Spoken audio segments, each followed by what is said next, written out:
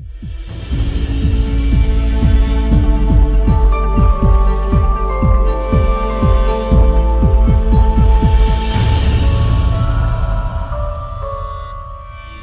sua Bíblia em Atos, capítulo 23.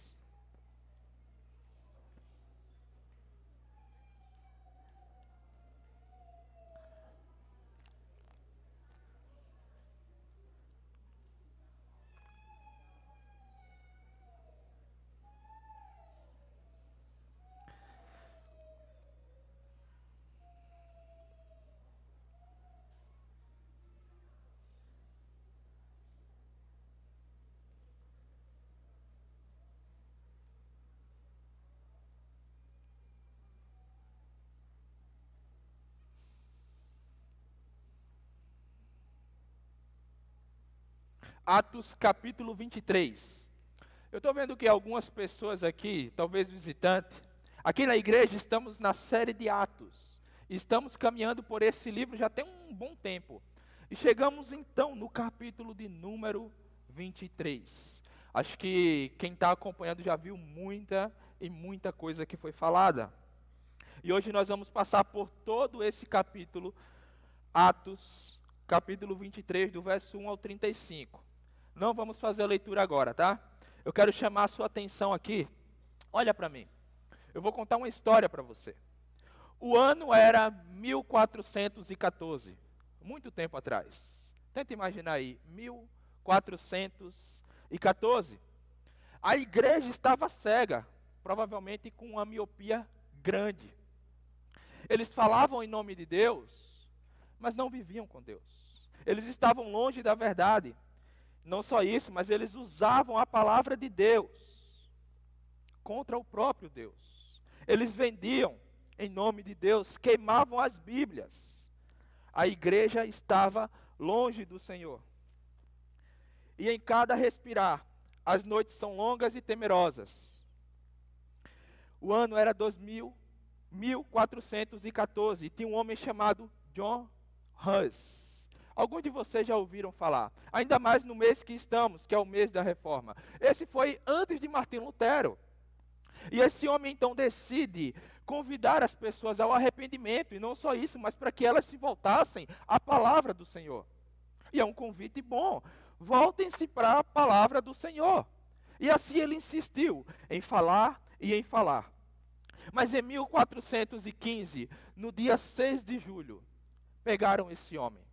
Amarraram esse homem, e aos relatos que dizem que colocaram nele um chapéu de burro e o desenharam no seu corpo, vários desenhos como se fossem de demônios.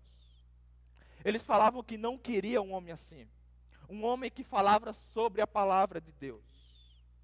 Olhando para tudo isso, esse cenário caótico, algumas perguntas surgem. A igreja, que era para ser a igreja do Senhor, está em praça pública, queimando Bíblias. Mas não só isso, queimam também esse homem. Onde está Deus nisso tudo? Será que o Senhor não intervém? Parece que os inimigos da cruz estão ganhando. Parece que eles estão prevalecendo. Parece que o plano do diabo, do mundo e da carne está ganhando da igreja do Senhor. Olha o cenário de hoje. Pense um pouquinho sobre a igreja. Heresias, mau testemunho de muitos cristãos, confusão no meio do povo de Deus, falta de santidade. Alguns até supõem traduzir a Bíblia de maneira melhor, mas eles envergonham o nome do Senhor. Indecências. O povo vem de domingo a domingo, mas por dentro, corroído, cheio de rancor, falta de perdão. O mundanismo em muitos lugares tem ganhado cada vez mais lugar e dita como a igreja deve se comportar. Não se engane, assim como 1414, hoje ainda é um tempo difícil. Hoje ainda é um tempo difícil. E parece que os inimigos da cruz, como eu falei, estão vencendo. E eu não sei se você tem essa sensação. Parece que às vezes a qualquer momento vamos ser engolidos. As pressões que estão aí fora. E na história que vamos ver hoje, Paulo se encontra na mesma situação. Paulo se encontra isolado, sozinho. E parece que aqueles que estão à sua volta vão o engolir. Nós vamos ver isso. Em resumo, na nossa história de hoje, nós vamos ver que não devemos desanimar quando parece que a igreja será sucumbida, pois Cristo continua reinando e guiando o seu povo. Vou repetir.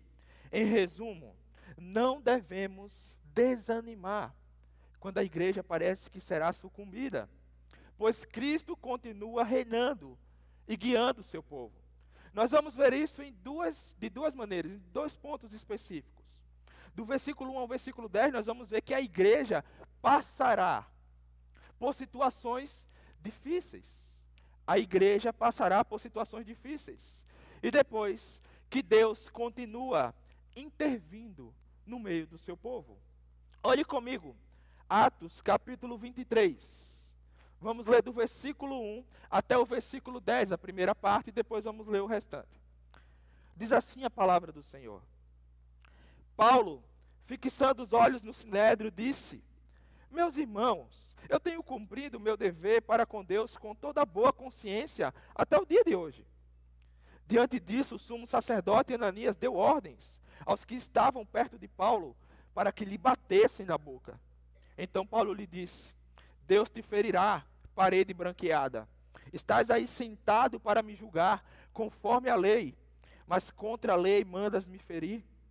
Os que estavam perto de Paulo disseram: você ousa insultar o sumo sacerdote de Deus? Paulo respondeu: irmãos, eu não sabia que ele era o sumo sacerdote, pois está escrito: não fale mal de uma autoridade do seu povo. Então Paulo, sabendo que alguns deles eram saduceus e outros fariseus, bradou no sinédrio: irmãos, sou fariseu, filho de fariseu, estou sendo julgado por causa da minha esperança na ressurreição dos mortos. Dizendo isso, surgiu uma violenta discussão entre os fariseus e saduceus, e a assembleia ficou dividida. Os saduceus dizem que não há ressurreição, nem anjos, nem espíritos, mas os fariseus admitem todas essas coisas. Houve um grande alvoroço, e alguns dos mestres da lei, que eram fariseus, se levantaram e começaram a discutir intensamente, dizendo: não encontramos nada de errado neste homem. Quem sabe se algum espírito ou anjo falou com ele? A discussão tornou-se tão violenta que o comandante teve medo que Paulo fosse despedaçado por eles. Então ordenou que as tropas descessem e o retirassem à força do meio deles, levando para a fortaleza. Olha comigo o versículo 1. Paulo inicia fixando os olhos no sinédrio. Esse sinédrio, ele tinha mais ou menos 70 pessoas. Eram aqueles que era para guiar o povo de Deus no que o povo de Deus precisava fazer. Não só isso, mas para julgar de maneira justa e sábia. Lembra-se que 30 anos, mais ou menos atrás, esse é o mesmo sinédrio que julgou também um homem inocente e o mataram na cruz. É o mesmo sinédrio que julgou o nosso Senhor Jesus. Eles também agora estão diante de Paulo. Paulo está diante do sinédrio. E talvez você não recorde, mas o capítulo anterior mostra que Paulo quase morreu. Ele apanhou. Esse homem já está lá provavelmente ensanguentado, sujo, quase talvez caindo. Paulo está nessa situação. E Paulo fixa os olhos no sinédrio. E ele começa a falar, dizendo no versículo 1, meus irmãos, eu tenho cumprido o meu dever para com Deus, com toda a boa consciência, até o dia de hoje. E caminhando aqui, você já sabe que quando Paulo fala disso, Paulo não está falando que ele era perfeito, mas Paulo está dizendo que ele estava cumprindo o dever que Deus tinha para ele. Ele fala isso lá em Filipenses, que ele diz que ele não está vivendo mais como um cidadão desse mundo, mas agora ele vive a sua vida como um cidadão de Deus. Olha o que acontece a seguir. Paulo inicia o seu discurso, e no versículo 2, o que é que esse sumo sacerdote Ananias manda fazer? Dá um tapa na boca de Paulo. Quem está aí perto, dá um tapa na boca dele, irmãos. Na boca de Paulo. E Paulo tomou um tapão na sua boca. E quando Paulo toma um tapa na sua boca, olha o versículo 3. Você já viu Paulo irritado? Já viu Paulo com raiva? Ele vai dizer assim no versículo 3. Deus te ferirá, parede branqueada. Deixa eu parar aí. Talvez aí um insulto para você guardar, né? Parede branqueada, o que é que Paulo está dizendo? Que insulto é esse? E deixe-me te explicar antes de você tirar conclusões. Há algumas alusões que no Antigo Testamento, algumas paredes, elas rachavam muito. Muito. E o que é que eles faziam? Eles pintavam com tanto cal, para cobrir a rachadura. Simplesmente para cobrir, mas com o passar do tempo, caía do mesmo jeito. Assim sendo, essa expressão parede branqueada ficou sendo utilizada para chamar o outro de hipócrita. Você está podre, quase caindo aos pedaços, mas tem algo que está aí, ó. É só a fachada. Então é isso que Paulo está dizendo. No final do versículo 2, é exatamente, no versículo 3, olha o que Paulo vai dizer. É exatamente isso. Lá no finalzinho. Estás aí sentado para me julgar conforme a lei, mas é contra a própria lei que você manda me ferir. Ou seja, se era para você cumprir a lei, você está descumprido. Parede branqueada, seu hipócrita. É isso que Paulo está falando para esse sumo sacerdote, Ananias. E deixa eu te dizer um pouquinho quem é Ananias, porque é importante entendermos aqui quem está diante de Paulo.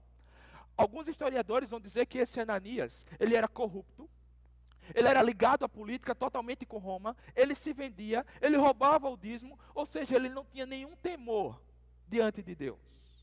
É contra esse homem aqui que Paulo está falando. E aí no versículo 4, algum irmão chega diante de Paulo e diz assim: como é que você ousa insultar o sumo sacerdote? Logo em seguida, no versículo 5, Paulo vai dizer assim: irmãos, eu não sabia que ele era um sumo sacerdote, porque está escrito que não se deve julgar uma autoridade instituída por Deus. E aqui eu preciso abrir um parênteses, para que eu e você possamos entender uma coisa aqui. Uma das marcas do discípulo de Jesus é que ao ser confrontado com a palavra de Deus, ele se arrepende. Olha o que Paulo está fazendo. É Ananias. Paulo sabia quem ele era. Um homem perverso, julgando um homem inocente, mas estava em uma posição de autoridade. E Paulo, ao ser confrontado e agir de maneira grosseira com esse homem, ele se lembra no versículo 5 do que diz Êxodo, que não se deve insultar uma autoridade que Deus instituiu. Logo, Paulo se arrepende no versículo 5. Esse é o parênteses que eu quero abrir. Essa é uma das marcas do discípulo de Jesus. Ao ser confrontado com a palavra de Deus, ele se prontifica em se arrepender. Independente se ele está virado, irritado, sendo julgado de maneira errada. Lembre-se, como eu falei, quem era Ananias. Quem que eram esses? Paulo se arrepende. E Lucas segue a sua narrativa, mostrando aí no versículo 6, que Paulo, então sabendo que alguns deles eram saduceus e outros fariseus. Olha o que Paulo fala, meus irmãos, lá no versículo 6. Irmãos, eu sou fariseu, filho de fariseu, e eu estou sendo julgado pela minha crença, por causa da minha esperança na ressurreição. E eu não preciso explicar quem são os saduceus e quem são os fariseus, porque o próprio Lucas faz isso. Olha o que diz o versículo 8. Os saduceus, eles dizem que não há ressurreição, que não há anjos e que não há espíritos. Já os fariseus, eles admitem todas essas coisas. Para os fariseus, eles acreditavam em tudo isso, os saduceus não. Então imagina agora o que Paulo está fazendo. Paulo está falando no meio deles: olha, eu estou sendo julgado porque eu acredito na ressurreição. Paulo jogou uma bomba no meio deles. E agora nós vamos ver aqui, no versículo 7, dizendo que houve o quê? Olha aí, uma violenta discussão. Olha no versículo 9, um grande alvoroço. E no versículo 10 você vai ver que o comandante vai dizer assim: olha, vamos tirar Paulo de lá, porque senão eles vão despedaçar esse homem. Imagine como é que estava o local. A discussão não era sentada não, tá? Eles estavam em alvoroço, era Paulo lá na frente, o comandante Cláudio, o Sinédrio, Ananias, e essa discussão estava porque Paulo jogou essa bomba. E alguns, você vai ver que alguns de fariseus se levantam e dizem assim: olha, pensando bem, eu não encontrei nada de errado nesse homem não. Talvez, até um espírito ou um anjo falou com ele. A mudança, os fariseus que estavam acusando, ao ouvir que Paulo falou da ressurreição, Já começaram a ficar do lado de Paulo. Por que Paulo faz tudo isso? É diferente o discurso dele, porque no versículo 22, capítulo 22, ele fala sobre o seu testemunho, sobre o evangelho. Aqui não. É que Paulo quer mostrar para aquele comandante, Cláudio, que aquelas pessoas eram incapazes de o julgar. Elas eram incapazes de ser justas e de o julgar. É como se Paulo estivesse falando, você está vendo, eles nem conseguem se resolver. Como eles vão julgar a mim? Como eles vão fazer isso? E o versículo 10 termina fazendo isso. O comandante diz, vamos tirar esse homem do meio deles, porque senão ele vai ser despedaçado.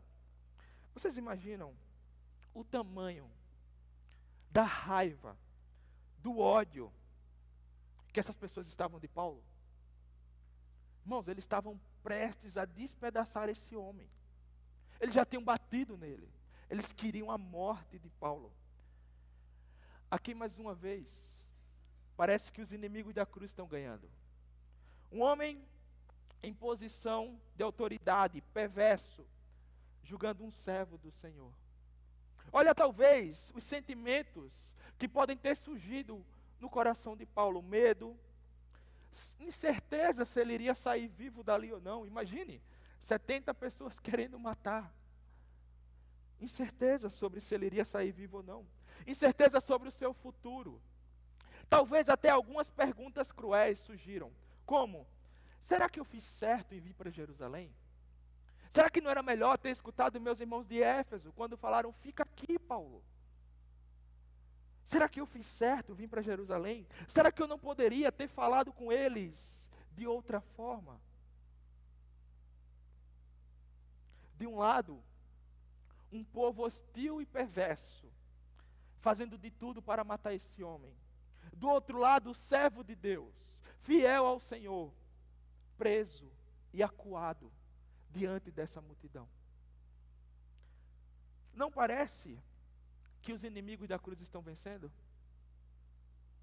Não parece que olhando para essa cena, para essa situação, que agora Paulo chegou ao seu fim? É essa sensação que temos ao olhar para esse texto, para esse momento aqui específico. É olhar e dizer, Paulo, acabou aqui. Não tem mais saída. Acabou, o que você tinha que fazer, você fez. Lembra que eu falei que essa é a primeira parte? A igreja passará por sofrimento.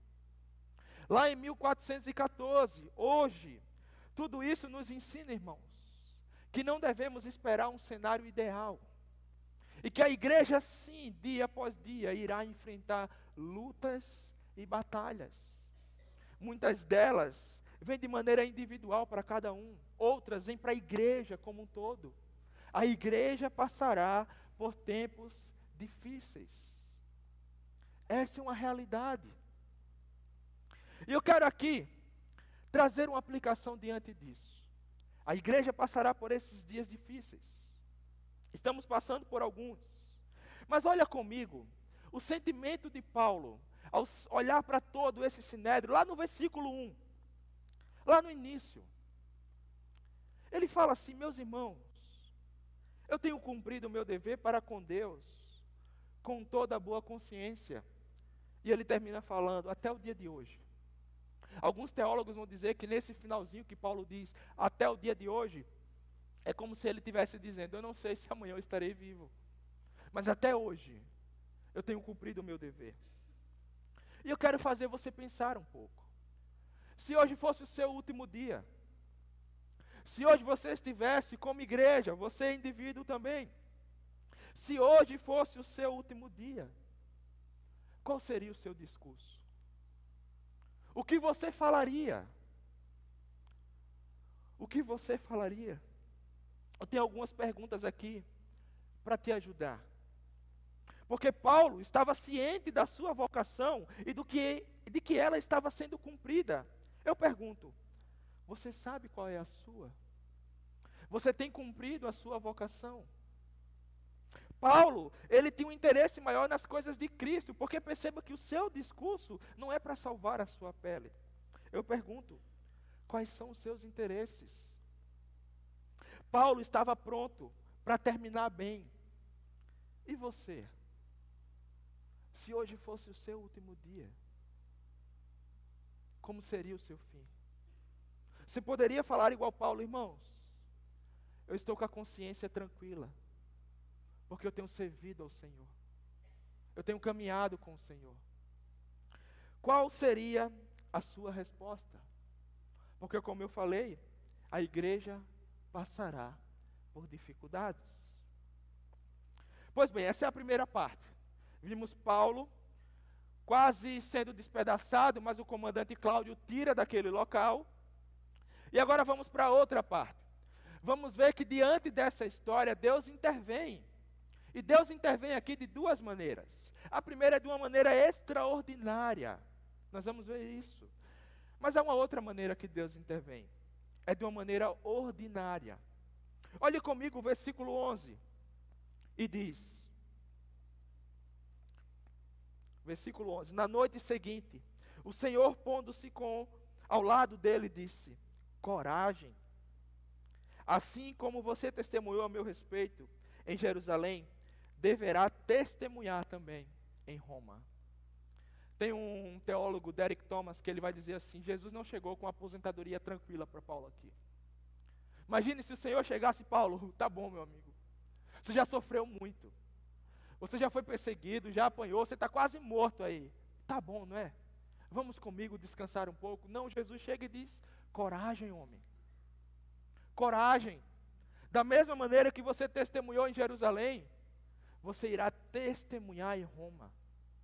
O Senhor encoraja Paulo. E essa é a primeira maneira que Deus intervém nessa história. É de uma maneira extraordinária, é o próprio Jesus encorajando esse homem. Talvez quando você for ler 2 Timóteo, você vê um homem tão temente, tão confiante no seu corredor da morte, falando para Timóteo: olha, eu sei ao Deus que eu servi, todos me abandonaram, mas o Senhor Jesus sempre esteve comigo. Lembre-se desse momento. O Senhor aparece para Paulo e encoraja. E talvez você se pergunte: por que ele está assim tão confiante lá no final? Por causa disso. Porque Cristo, em certo momento na história crucial, ele apareceu para Paulo e falou: coragem. Coragem, Paulo. E talvez pudesse terminar aqui. Cláudio, o comandante, pegasse Paulo, mandasse para Roma e acabou o tumulto em Jerusalém. Mas não é assim que a história continua. Olhe comigo, o versículo 12 vai dizer que na manhã seguinte, os judeus tramaram uma conspiração e eles juraram solenemente que eles não comeriam e nem beberiam enquanto não matassem a Paulo. Aí você diz: oh, que povinho, viu? O homem está quase morrendo, já não vão levar ele para Roma, vocês ainda querem matar a qualquer custo. Perversos com o coração obstinado, dispostos a matar o servo do Senhor. Fazem um compromisso de não comer e nem beber enquanto eles não matassem esse homem. Olha para a vida de Paulo. É tanto sofrimento, é tanta luta. Realmente, olhando para isso, parece que os inimigos da cruz estão vencendo. É essa a sensação que temos. Mas olha o versículo 13. Foram mais de 40 homens que estavam envolvidos nessa conspiração. E o que é que eles fizeram? Eles se dirigiram ao chefe dos sacerdotes e aos líderes dos judeus, dizendo: juramos solenemente sob maldição, que não comeremos enquanto não matarmos Paulo. Eles vão até esse comandante, esse sumo sacerdote, e eles falam do plano deles. Um plano terrível. O plano deles passava por uma rua chamada Rua dos Gentios. Eles chegaram diante do sumo sacerdote e falaram assim: olha, vocês chamem ele e digam assim: queremos interrogá-lo melhor. Queremos saber realmente o que ele fala. Mas simplesmente para que eles arrastassem Paulo até o sinédrio e durante esse caminho eles pudessem matar a Paulo. Olha o que diz o versículo 15. Agora, portanto, vocês no sinédrio peçam ao comandante que façam comparecer diante de vocês, com o pretexto de obter informações mais exatas sobre o seu caso, e estaremos prontos para matá-los. Eles queriam fazer isso de qualquer jeito, de qualquer maneira. E aqui acontece agora uma segunda intervenção. Mas agora não é de maneira extraordinária, é de maneira ordinária. E nessa intervenção surge um personagem novo na história. Olha aí o versículo 16. Talvez na sua Bíblia está mais. Ou entretanto, o sobrinho de Paulo, filho de sua irmã, teve conhecimento dessa conspiração. Foi à fortaleza e contou tudo a Paulo. Você diz, opa, um sobrinho de Paulo? E antes que você pergunte, ou depois possa perguntar, não temos relato de quem ele é, seu nome, se ele era alguém convertido, alguém que servia ao Senhor, não se sabe.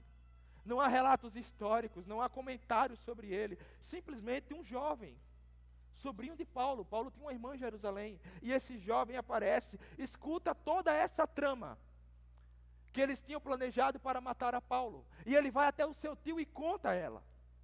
E Paulo, de maneira sábia, manda ele ir até o comandante. Lá no versículo 18, diz assim, assim ele levou ao comandante. Então disse ao centurião, Paulo, prisioneiro, chamou-me, pediu para que trouxesse esse rapaz, pois ele tem algo para te falar. No versículo 19, o comandante tomou o rapaz pela mão, levou-o à parte e perguntou, o que você tem para me dizer? Ele respondeu, os judeus planejam pedir-te que apresentes Paulo ao sinédrio amanhã, sob o pretexto de buscar informações mais exatas a respeito dele. Não deixe convencer, pois mais de 40 deles estão preparando uma emboscada contra Paulo. Eles juraram solenemente não comer nem beber enquanto não matarem. Estão preparados agora, esperando que prometas entender-lhes o pedido. O comandante despediu o rapaz e recomendou que ele não dissesse nada a ninguém. Esse jovem vai até o comandante, como eu falei, e ele conta todo o plano. E então o comandante diz, olha, não fala para ninguém, tá? Deixa que agora é comigo. E olha o que diz no versículo 23. Então ele chamou dos seus centuriões e ordenou-lhes, prepare um destacamento de 200 soldados, 70 cavaleiros e 200 lanceiros, a fim de irem para Cesareia esta noite, às 9 horas, providenciem montarias para Paulo e levem-no em segurança ao governador Félix. Cláudio Lisas, o comandante aqui, está sendo usado por Deus, não só ele, mas todo esse exército. Tudo isso que ele descreve aqui seria mais ou menos 70% da força que aquele comandante tinha em suas mãos do exército. E ele prepara toda uma guarnição para poder levar Paulo em segurança. Primeiro, Deus intervém com um sobrinho, ouvindo a história. Um jovem, na hora certa, no lugar certo, ouvindo essa trama.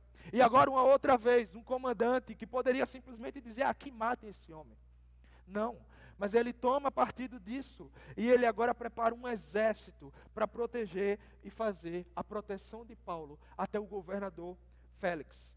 E Cláudio manda Paulo em segurança, junto com essa tropa gigantesca.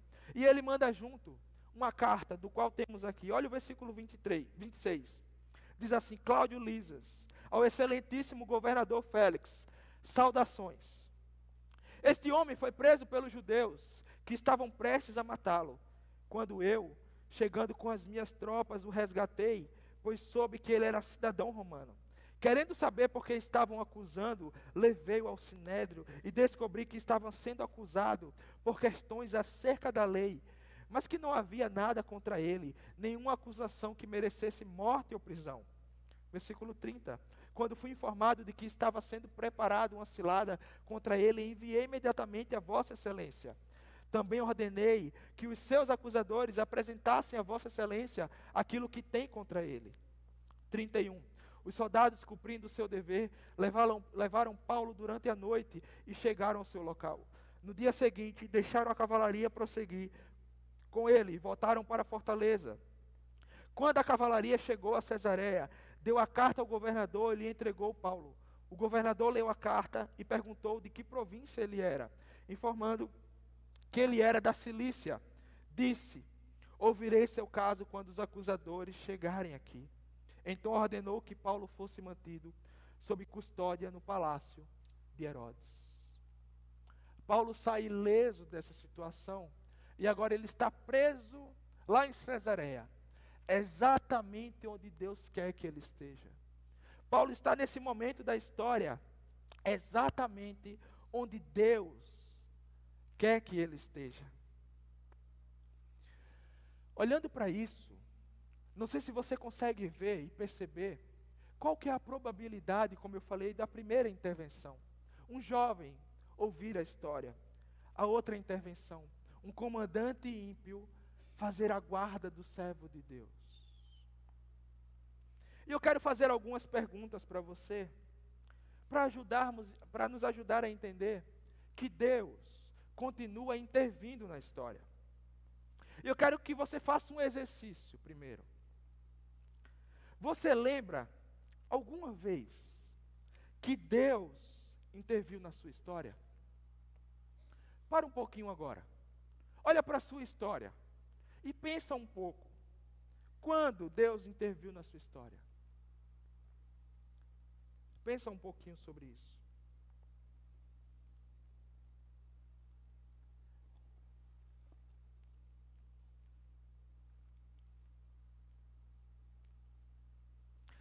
Talvez olhando agora você diga, Anderson, eu não consigo ver Deus intervindo na minha história. Às vezes a impressão que tem é que eu estou perdendo realmente. Será mesmo? Será? Irmãos, é certo que Jesus não vai aparecer como apareceu para Paulo. Talvez sim, eu não sei. Para mim nunca apareceu. Quase certeza que para você também não.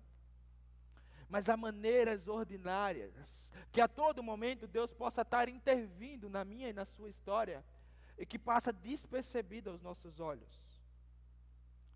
Deixe-me te falar algumas. Talvez um abraço em um tempo de lamento e angústia pode ser uma mensagem, uma intervenção do Senhor para um coração aflito.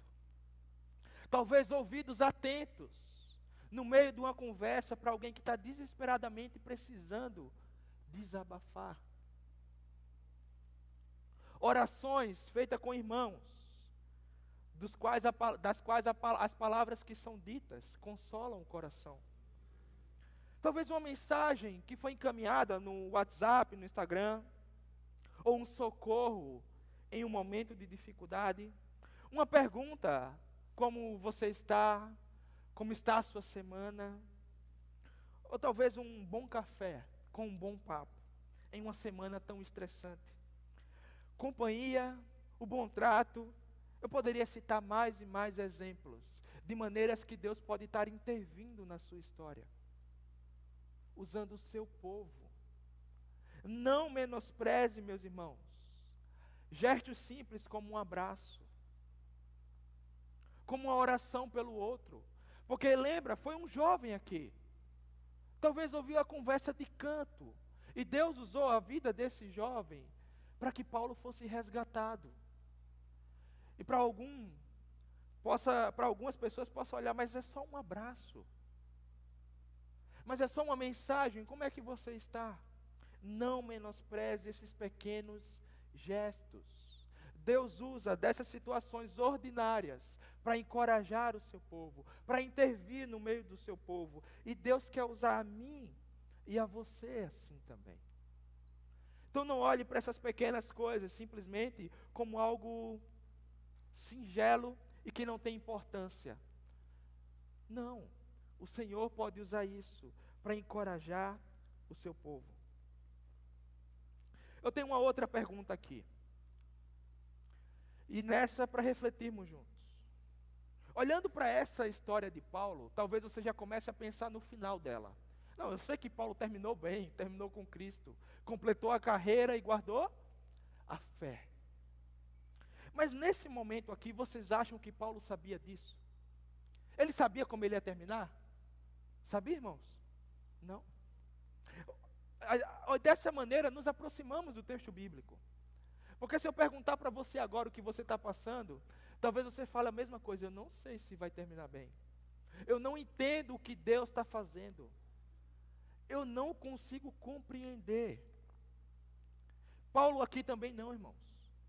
Paulo não sabia do seu fim, do desfecho da história. Ele nem tinha certeza das coisas.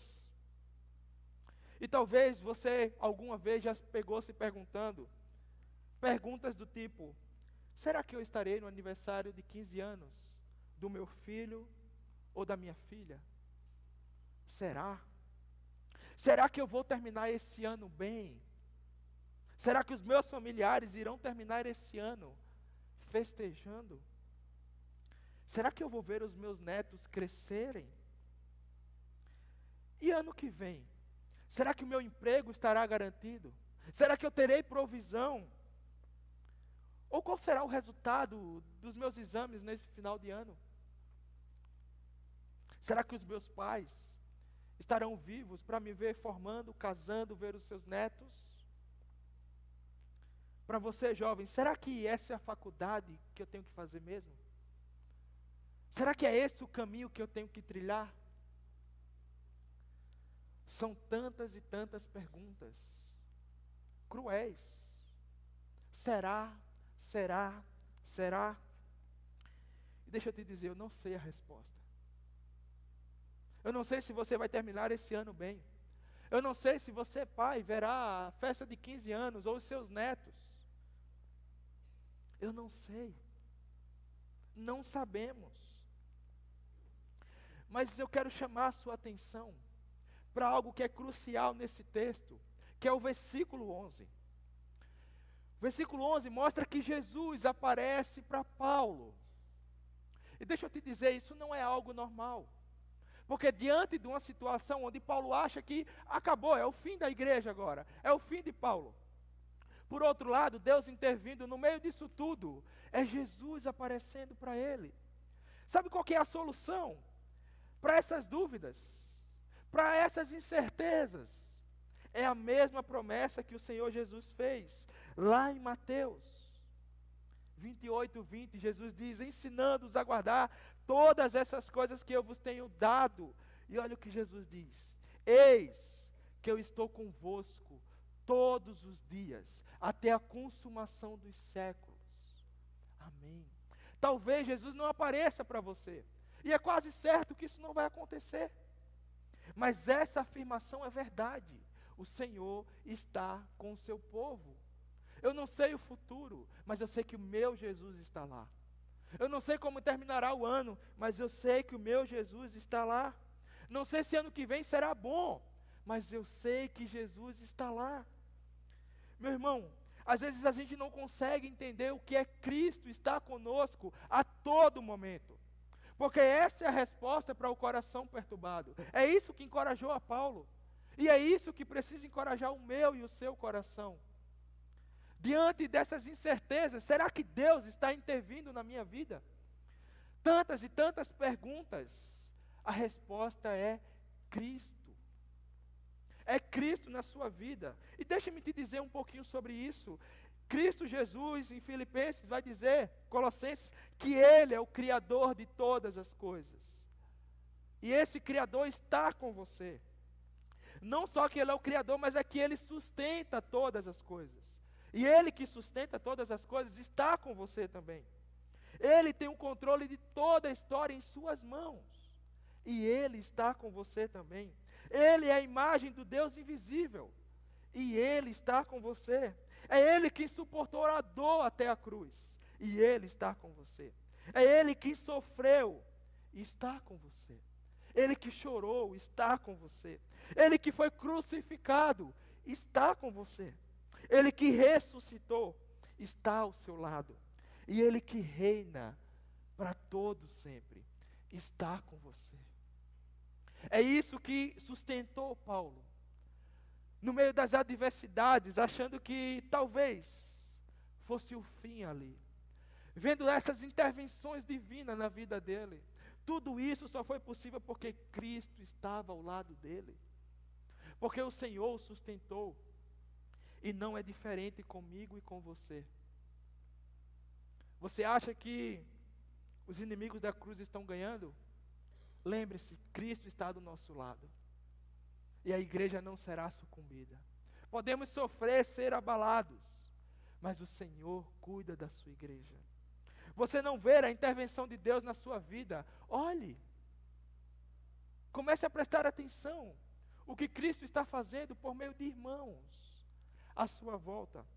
E se você um dia estiver em dúvida se Cristo está ao seu lado, lembre-se que Ele prometeu que até o final, até os últimos dias, Ele estaria conosco aqui. Mas o que aquece o nosso coração é que quando esse dia chegar, desfrutaremos eternamente ao lado do nosso Senhor. De uma vez por todas, ao lado de Cristo Jesus, o nosso Senhor. E essa é a história de Paulo. Paulo termina exatamente onde Deus quer que ele esteja, preso em Cesareia. Vamos ver depois o desfecho dessa história. Mas esse homem aprendeu a olhar para a igreja e saber que Deus continua guiando o seu povo. E Deus continua intervindo por meio de ações ordinárias no meio do seu povo.